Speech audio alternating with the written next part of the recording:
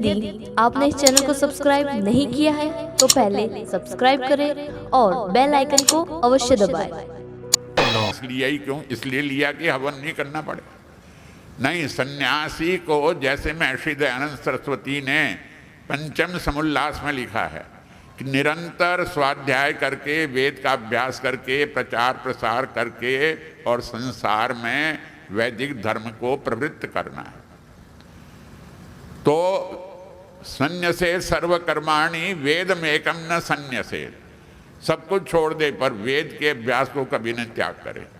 तो इसलिए सन्यासी को छोड़ के बाकी सबको अवश्य में हवन करके और उसको दूर करना है। फिर एक और बात कि हमारा जो पर्यावरण है वो हमारे शरीर में है।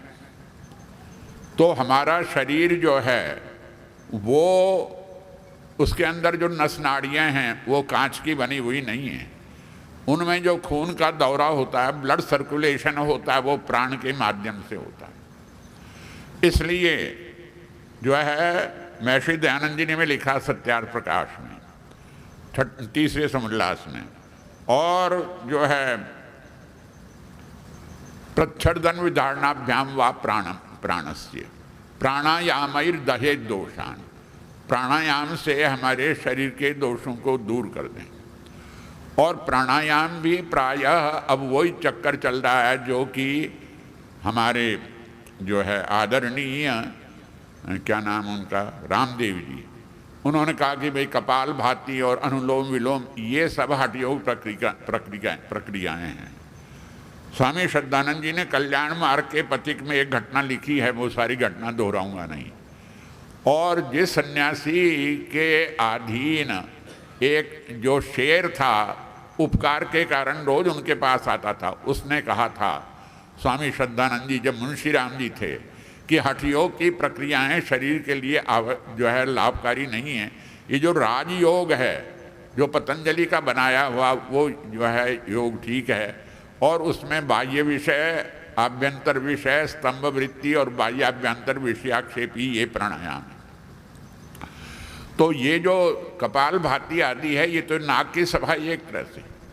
वास्तव में प्राण का निग्रह जहाँ नहीं होगा, कपाल भाती में तो प्राण फेंक दिया, फिर फेंक दिया, अनुलोम विलोम में इधर से लिया, उधर छोड़ा, उधर से लिया। दह्यन्ते मायमाना नाम धातु नाम ही यथा मलाह तथेन्द्रियाणाम दह्यन्ते दोषाः प्राणस्य निग्रहात्। जैसे सुनार अपने मुंह से रूपी बर्तन में सोना चांदी आदि धातु को रख करके अग्नि में तपाता है, उसके तपाने से जो उसमें खोट है, दूसरी वस्तुएं हैं, वो निकल जाती हैं और शुद्ध धातु रह जाती। दह्यन्ते माना नाम धातु नाम ही यथा मला तथेन्द्रियाणाम दह्यन्ते दोषा प्राणस्य निग्रहात्। तो प्राण का निग्रह तो अवश्य है।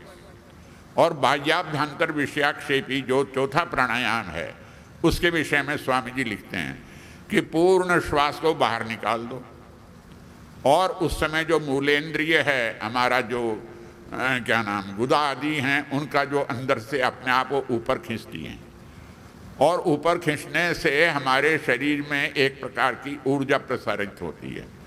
उस जो है श्वास को बाहर निकाल के बाहर रोक दो, और बाहर निकलने के बाद में मन में ओम का जप करते रहो। और जब नहीं रुका जाए तो एक बार और धक्का दे दो बाहर, और जब नहीं रुका जाए तो अंदर भर लो, और भर करके ओम का जप करके मगन हो जाओ। और जब इच्छा हो कि अब श्वास निकालें तो निकालो मत, एक बार फिर अंदर लो। ये बाह्याभ्यंतर विषयाक्षेपी, ये एक प्राणायाम हो। श्वास बाहर निकालना, बाहर रोकना, और संभव हो तो एक बार और धक्का दे देना, फिर श्वास भरना और अंदर ही भर के मगन हो जाना ईश्वर की भक्ति में, ओम में, किसी भजन में आदि में, और भर करके ये एक प्राणायाम हुआ। इसको आप जितनी बार करोगे तो स्वामी ने लिखा जितना सामर्थ्य और जितनी इच्छा हो। मैं तो लगभग जो है 10, 12 या 15, 20 मिनट तक करता हूँ, और इसलिए मेरा होमोग्लोबिन ठीक है, और मैं अपने आप अपने कपड़े धोता हूँ, कोशिश करता हूँ अपना जो है कार्य सारे का सारा स्वयं करने का। तो ये जो प्राणायाम की चीज़ है उससे जो है शरीर शुद्ध होता है और शरीर के जो प्राणायाम दहे दोषान और धारणा विष्ट किलविषान। तो जो धारणा है क्या यम नियम आसन प्राणायाम और प्रत्याहार धारणा ध्यान और समाधि। तो धारण देशबंधस चित्तस्य धारणा, किसी एक स्थान पर अपने जो है मन को अपने चित्त को स्थिर करना वो धारणा है।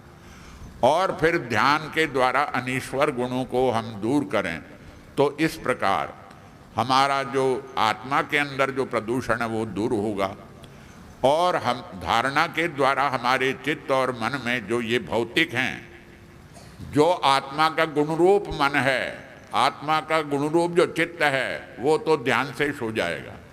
और ये सूक्ष्म शरीर वाला जो मन और चित्त है वो धारणा से शुद्ध होगा और प्राणायाम के द्वारा ये स्थूल शरीर शुद्ध होगा।